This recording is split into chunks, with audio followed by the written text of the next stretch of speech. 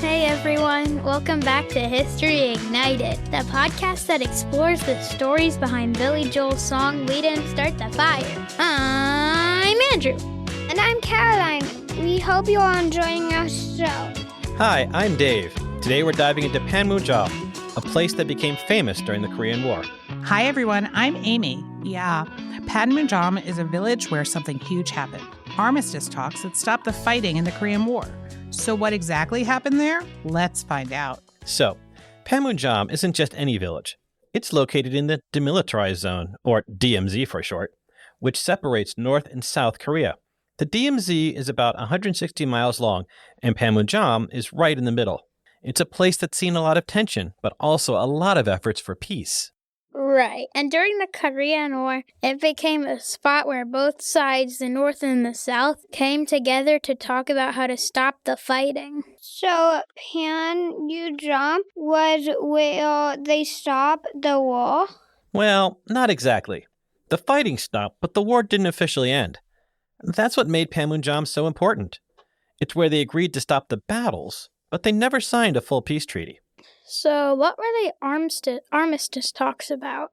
The talks were all about figuring out how to pause the war. Both sides were tired after 3 years of fighting, and they had come to an agreement. One of the biggest issues was what to do with prisoners of war, but there was a lot of debate about where the border between North and South Korea should be.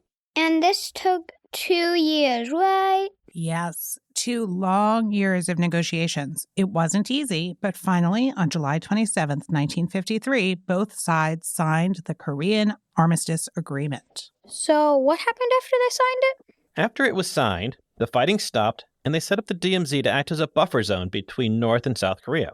But here's the thing.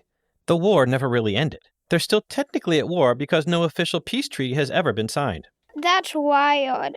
So they just agreed to stop shooting, but the war is still going on? Exactly. The DMZ is heavily guarded even today, and Panmunjom is still a place where leaders from both sides meet to talk. It's kind of eerie, but also important for keeping things peaceful. What's Panmunjom like right now? It's still a meeting spot for talks between North and South Korea. You've probably seen pictures of those famous blue buildings. Those are where leaders from both sides sit down to talk. It's a pretty serious place, but people can visit it on guided tours. Didn't the leaders of North and South Korea meet there a few years ago? They did, back in 2018. The leaders of both countries met in Panmunjom for the first time in over a decade. It was a big moment, and people hoped it could help bring more peace to the region. So why is Panmunjom mentioned in We Didn't Start the Fire? Because it's a symbol of how, even in the middle of a war, people can sit down and talk.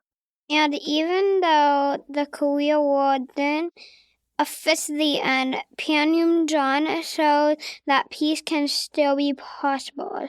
Exactly. It's a reminder that even when it seems like conflict will never end, there's always a chance to come together. Thanks for joining us today, everyone.